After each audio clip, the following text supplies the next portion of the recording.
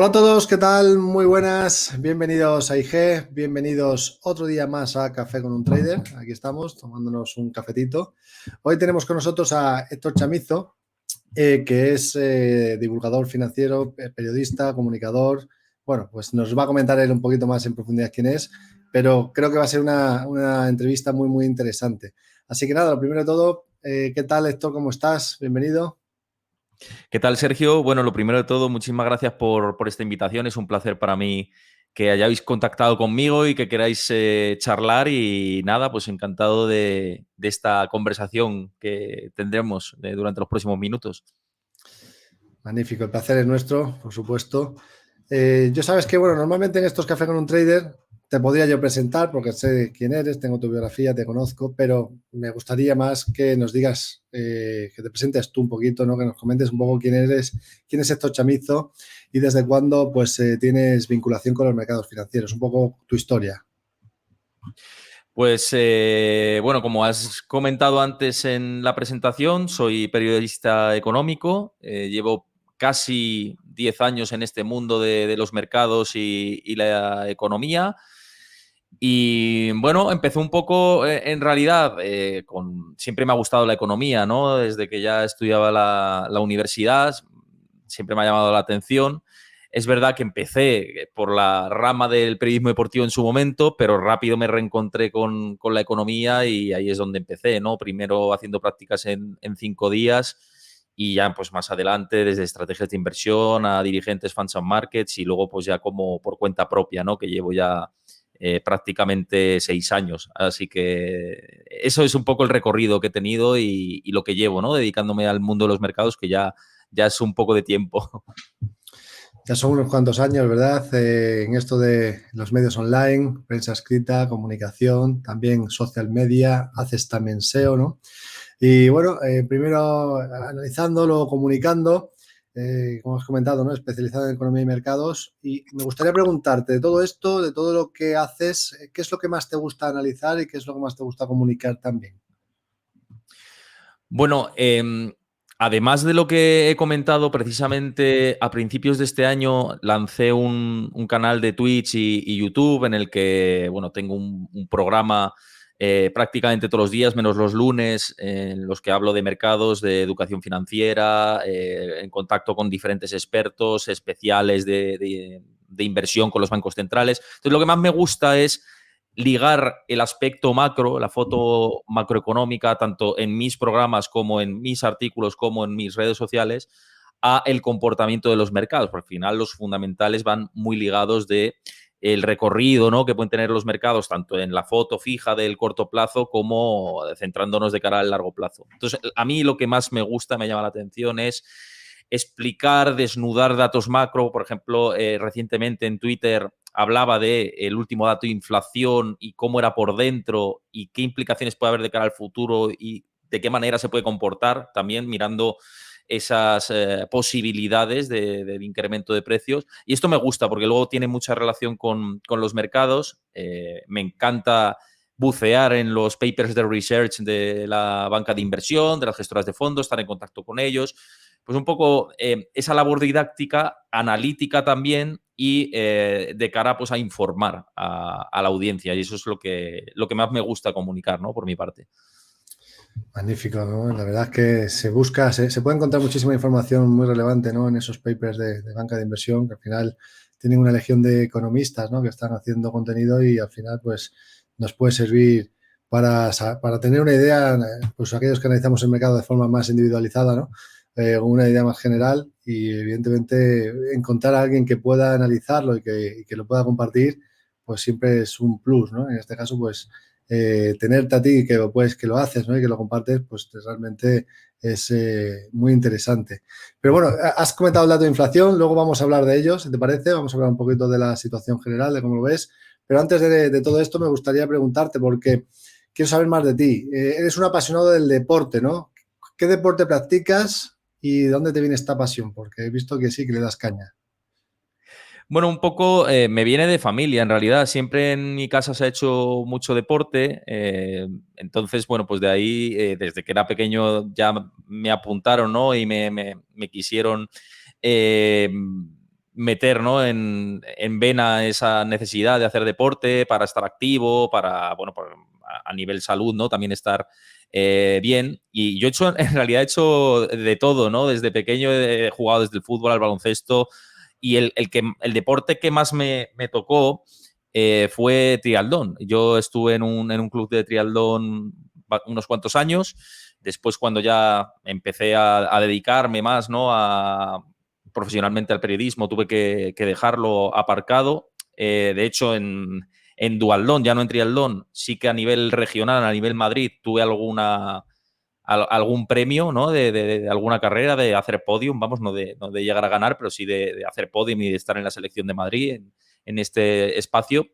Y luego, bueno, pues es que es un deporte muy sacrificado que requiere mucho entrenamiento y al final, pues la vida y los minutos y las horas dan para lo que dan, ¿no?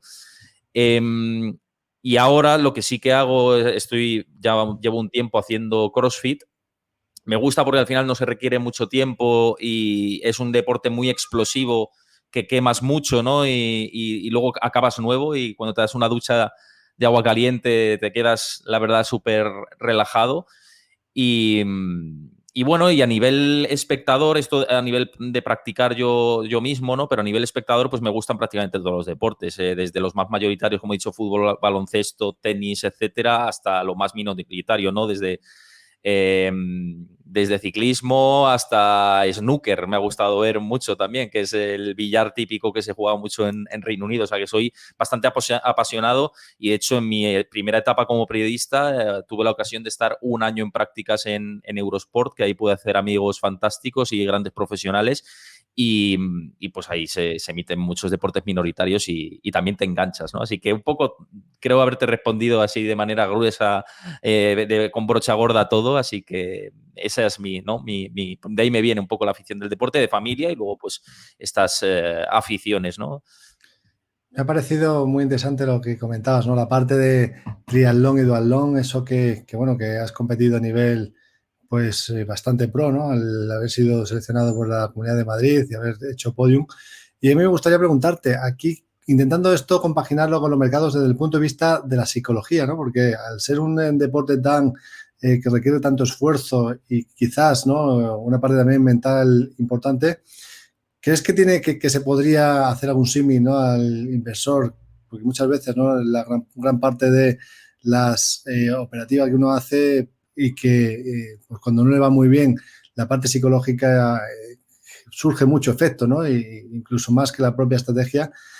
¿Cómo un deportista de triatlón o de duatlón que tiene que tener eso en mente y que en este sentido pues tiene que ser muy claro, ¿no? En su mentalidad, qué consejos se le puede dar a un inversor, ¿no? Que también en ese sentido pues pueda tener esas ideas?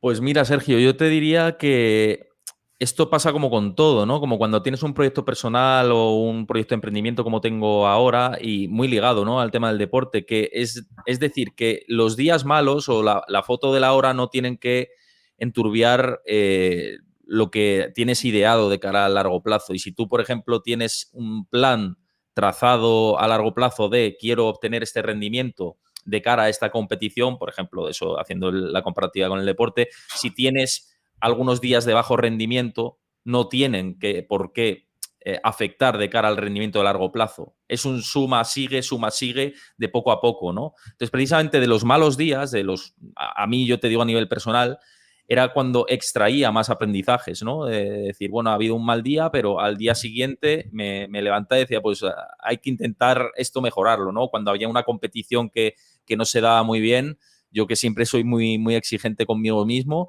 extremadamente exigente, te diría, decía, esto me tiene que ayudar, ¿no? Para salir adelante y ver dónde están los errores, ¿no? Entonces, de los malos días, precisamente, ver los errores que se han cometido, en este caso con los mercados, la psicología es muy importante y los errores pueden ayudar a no cometer más fallos de cara al futuro. Y diría eso, ¿no? Trazar un plan, largo plazo, una estrategia, pues si en el deporte la estrategia es decir, pues ser constante, ¿no? Ser constante, entrenar, que los malos días te ayuden a ver esos fallos, ¿no? Y eso, aprender, ¿no? Mucho aprendizaje y mente abierta y ser muy humilde. Yo creo que eso ayuda de cara también a llevarlo todo, ¿no? En la parte los mercados y ligado con el tema deportivo. Pues sí, un consejo muy, muy interesante, ¿no? Ser constante, ir poco a poco y no decaer, ¿no? En los días malos. Así que ahí lo quedamos.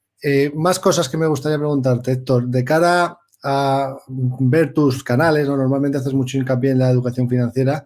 Me gustaría preguntarte cómo crees que está en España la educación financiera en estos momentos. ¿Crees que hace falta mejorar mucho? ¿Cómo lo ves? Yo creo que sí, que hace falta mejorar mucho. Hay que ser aquí, yo creo que bastante claros con este punto. Comparativamente con otros países desarrollados, sobre todo de Occidente, incluso ya ni decir con países asiáticos, como puede ser, por ejemplo, Corea del Sur o Singapur, etcétera, estamos a años luz, ¿no? De lo que es la educación financiera, del mundo anglosajón mismamente, ¿no? Con Reino Unido, Estados Unidos, Canadá, estamos muy lejos de lo que es la educación financiera. Estamos dando pasos hacia mejorar todo esto. Es verdad que desde las instituciones no se está apoyando mucho la educación financiera y esto es un palo en la rueda al final, pero sí que a nivel individual, y lo veo por las nuevas generaciones, ellos buscan tener un poco más de formación financiera y que están recurriendo a canales alternativos, ¿no? En los que alguna vez encuentran ruido y ven de humos y en otras ocasiones, pues, como intentamos hacer otros creadores o divulgadores, ir a lo correcto, ¿no? Entonces hay que saber diferenciar entre el grano y la paja, ¿no? Y eso es una tarea individual que tiene que estar asumiendo ahora mismo el individuo final. Y esto es difícil, ¿no? Porque si desde las instituciones no te están fomentando esa educación financiera, pues cómo elijo yo el perfil adecuado al que seguir, ¿no? O cómo elijo yo formarme o qué curso necesito dar. Entonces, respondiendo a tu pregunta de qué se puede hacer, pese a que esto está mejorando muy poco a poco, vamos a ritmo de caracol, la verdad, con el tema de la educación financiera, yo creo que fundamental sería desde las escuelas, desde los institutos, que hubiera algunas asignaturas dedicadas a la educación financiera. Esto pasa ya en algunos otros modelos educativos y creo que sería positivo. Incluso desde niños, ¿no? Aprender a manejar un presupuesto mínimo, que yo creo que es una labor didáctica importante. Decir, oye, me entra tanto, ¿cómo lo gestiono? Porque luego es verdad que sales a la calle y a día de hoy preguntas, por ejemplo, qué es el TIN o el TAE de una tarjeta de crédito y la mayoría de la gente no te va a saber responder. Mismamente, Sergio, estamos viendo ahora con las hipotecas cómo hay una oleada masiva de, ay, me quiero cambiar a hipoteca fija ahora porque me hice variable y es una locura lo que me va a tocar pagar cuando me toque la actualización del diferencial, ¿no? Con el Euribor. La actualización del Euribor, más bien, no del diferencial. Entonces, todo esto, si hay una labor didáctica previa y aprendizaje previo, creo que lo podemos evitar. Podríamos haber evitado la estafa de las preferentes, por ejemplo, y lo que digo, hay voluntad de mucha gente de querer formarse, pero hay dificultades de llegar a esa formación. Entonces, esto es lo que nos está faltando y para mí es fundamental. Creo que sería pues unas asignaturas formativas dentro de la educación obligatoria, ¿no? Tanto primaria como secundaria. Sabes que, bueno, con el último boom que tuvimos de las criptos, ¿no? Sí que es cierto que muchos jóvenes pues, han intentado buscar información. En algunos casos, pues simplemente han invertido sin buscar información, pero en otros casos sí que, bueno, pues quizás ese boom de las criptos pues haya hecho que ese interés haya crecido algo, ¿no? Un poquito más. Entonces, yo sé que tú en este caso pues hablas mucho de criptomonedas, ¿no? Estos días han sido muy importantes para el mercado y para el Bitcoin. En tu canal de YouTube pues haces una sección, ¿no? Que se llama Crypto Space. Y bueno, ¿qué opinas? ¿Qué opinas de lo que está pasando en el mercado de las criptomonedas? ¿A dónde crees que vamos? Bueno, precisamente hice un especial con todo esto que pasó de las criptomonedas, que vinieron varios invitados y pudimos, en mi canal de Twitch, ¿no? Y luego, pues, de aquí se extrae lo mejor para YouTube, que quien lo quiera buscar en Héctor Chamizo en Twitch y en YouTube me puede encontrar perfectamente.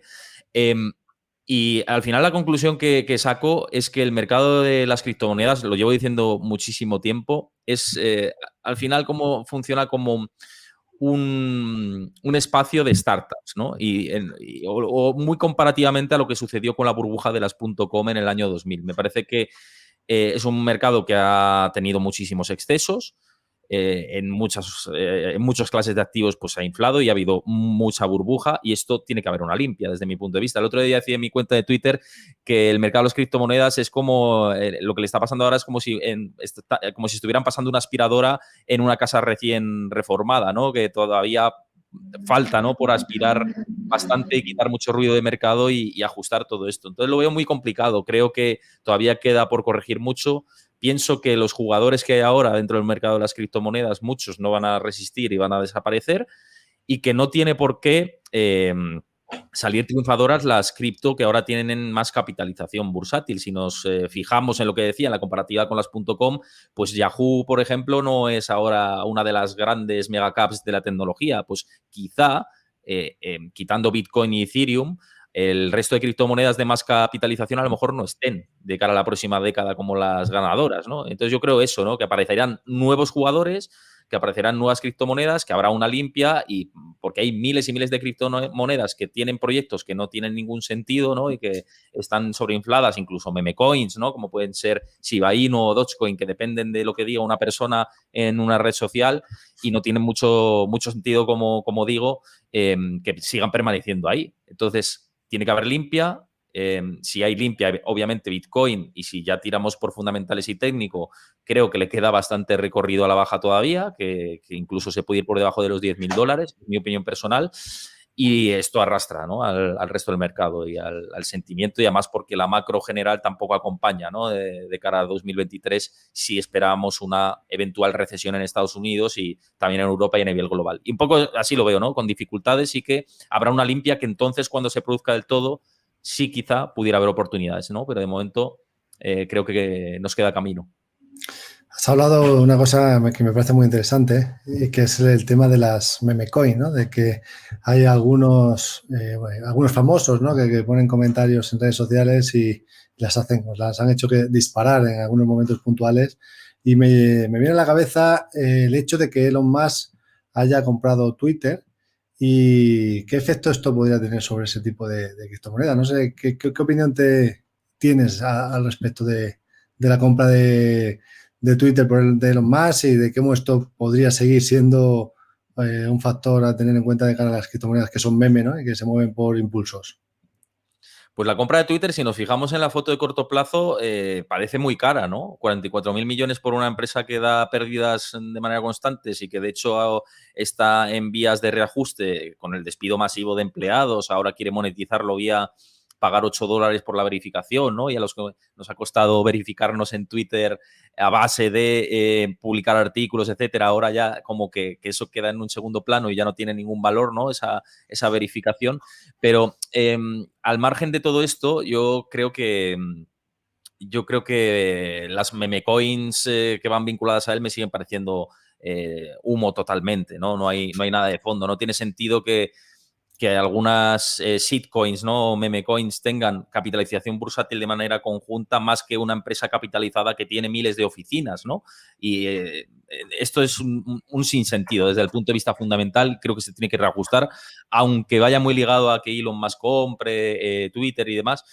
Me parece que tiene que descender más. Probablemente permanezcan porque hay mucha gente que le gusta y se sube al barco, ¿no? Pero de cara a lo que yo haría, me mantendría lejos, ¿no? de ese tipo de activos. Que puedan permanecer, lo dudo, pero no descarto nada, porque el mercado nos ha sorprendido muchas veces con cosas. Y si además quiere Elon Musk ligar los pagos digitales a este tipo de activos, pues bueno, algo de respaldo les dará, pero también veremos, ¿no? Qué pasa con Twitter y la solvencia que puede tener de cara al futuro. Eso es lo que está por ver. Es que todavía no conocemos mucho de los planes. Sí que se conoce ahora, que se ha filtrado a la prensa estadounidense, que está en posibilidad incluso de bancarrota si no consigue tirar hacia adelante.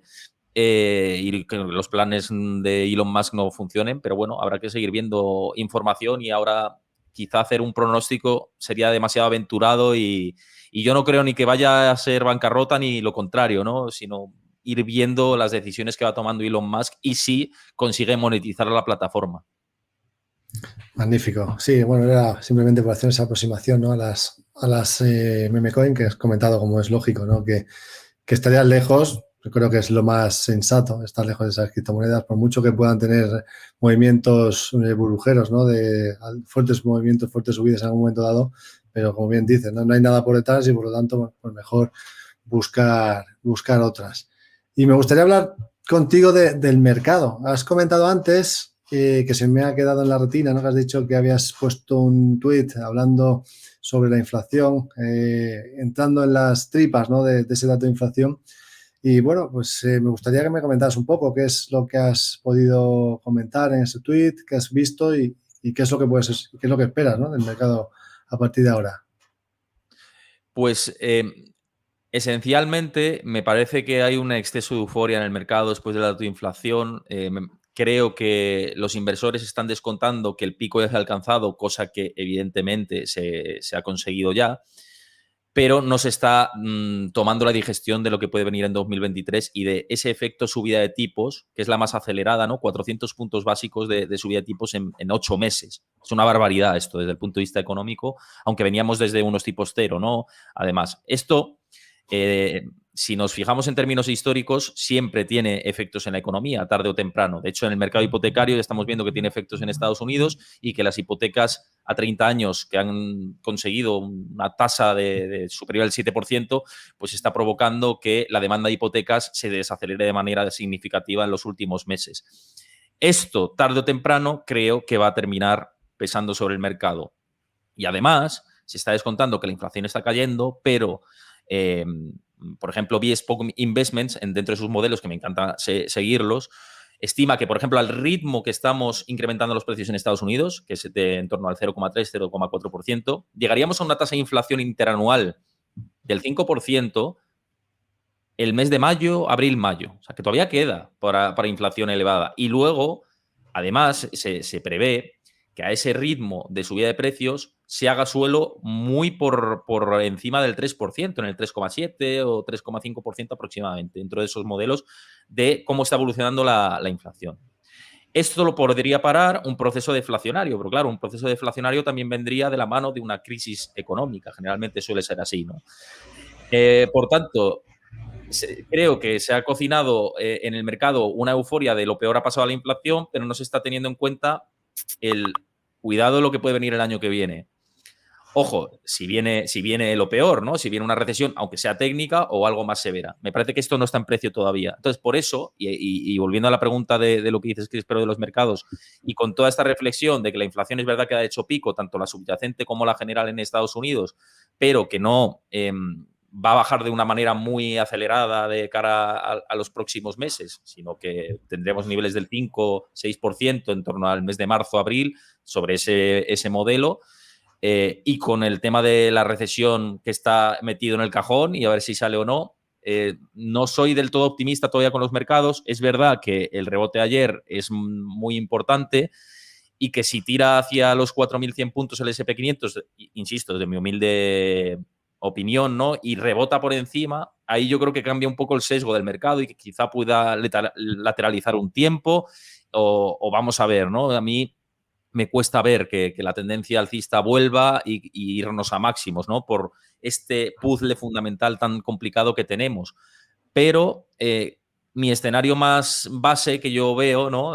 Conjugando un poco la parte técnica, pero sobre todo la fundamental, es que generalmente el techo puede estar en esa banda entre los 4.100, 4.000, 4.100, un poco más por encima, pero creo que sí que hay una pata bajista que no se ha activado todavía, que probablemente tenga relación con lo que pueda venir el año que viene o no, y que ahí pues quizá pudiéramos buscar nuevos mínimos, que entonces ahí tendríamos que centrarnos en los 3.300, 3.200 para el SP500 aproximadamente, que además por retrocesos de Fibonacci pues cuadraría, ¿no? Ese descenso. Ese es un poco lo que veo, pero claro, hay que mirar el mercado al minuto, en el momento, en el día a día y tomar decisiones, ¿no? Desde el punto de vista de también trasladar información financiera y luego, pues a la hora de operar, por supuesto que también. Es un poco el punto de vista que tengo. No quiero ser excesivamente optimista, lo dije ayer en mis redes sociales también, prudencia, vamos a ver qué sucede y cómo vienen los datos y creo que hay un exceso de euforia que no se está teniendo en cuenta otros factores. Es un poco la opinión, mi humilde punto de vista. Sí, además, si nos fijamos justamente en la subida que ha tenido el mercado esta semana, bueno, en cierta parte ha sido mayoritariamente por cierre de cortos, no más que por entrada de dinero nuevo. Si nos fijamos en las piscinas oscuras, en las dark pools, se ha visto que no ha habido un gran saldo comprador, lo cual eso es, bueno, pues un síntoma, algo que hay que tener de momento en cuenta para ver cómo se va comportando el rebote en el que estamos. La zona que dices, ¿no? Los 4.100 para mí también, bueno, es una zona relevante porque es por donde pasa la directriz que une los máximos decrecientes del S&P 500, zona que además, si hemos tenido un impulso en el corto plazo, pues el hecho de romper los 3.917, que era la primera resistencia, la proyección nos marca ahí, y además por ahí también pasa la media de 200, ¿no? Que es la que miran muchos inversores de largo plazo. Por lo tanto, hay muchas resistencias por ahí por el camino, es cierto, ¿no? Y luego también parece que el mercado ha generado un optimismo muy grande al pensar que, bueno, que la tasa terminal de la Reserva Federal pues ya no va a ser del 5,25, sino que puede ser del 4,75 al 5%. Eso habrá que verlo también, ¿no? Habrá que ir viendo cómo va evolucionando la inflación, porque sí que es cierto que ha empezado a bajar, pero lo que dices también me parece realmente interesante, ¿no? Que se espera que vaya a bajar poco, que también tenga un impacto simplemente por matemáticas, ¿no? Que la inflación te empiezas a tener una base superior y por tanto de ahí pues hace que no suba tanto teóricamente la inflación. Pero bueno, yo también creo que hay que ser un poquito cauteloso. Además, la amplitud del mercado se ha disparado recientemente. Por lo tanto, normalmente no se mantiene mucho tiempo el mercado por encima de 80 en lo que es la línea de avance de descenso. Eso también nos quiere decir que en algún momento dado puede venir alguna fase correctiva, que será lo ideal, ¿no? Si uno se quiere meter, yo preferiría esperar una corrección antes que entrar con todo este movimiento que ha tenido, ¿no? Yo igual coincido contigo. Creo que ahora mismo sería más para hacer corto plazo, intradía incluso, y esperar así en el futuro, pues nos da alguna oportunidad más relevante. Los 4.100, como bien has dicho, si rompe esa directriz, oye, pues entonces cambiaría un poco también el sesgo. Yo coincido ahí contigo, pero no hay que olvidar los riesgos que vamos a tener en el futuro. Que evidentemente, si entramos en una recesión económica, eso impactará también en los beneficios empresariales, ¿no? Y en algún momento dado, pues las valoraciones lo tendrán que tener en cuenta. Aunque es cierto otras veces que el mercado empieza a subir cuando todas las noticias son malas, ¿no? Y también ha ocurrido en el pasado, cuando ya todas las noticias empiezan a ser muy malas, a veces es cuando cambia la tendencia. Por tanto, bueno, cautela, yo también coincido contigo ahí, Héctor, que hay que ser un poquito, que hay que ir con pies de plomo, ¿no? Que todavía no está todo dicho. Magnífico. Bueno, pues he visto que has hecho entrevistas recientemente con grandes analistas en tu canal, eh, que por lo tanto, para todos aquellos que la quieran ver, ahí lo tienes, esa sección de Bitcoin magnífica, de criptomonedas. ¿Dónde más te podemos seguir? ¿Qué más cosas interesantes podemos ver de Héctor Chamizo, ya sean redes sociales, página web? ¿Dónde te podemos encontrar?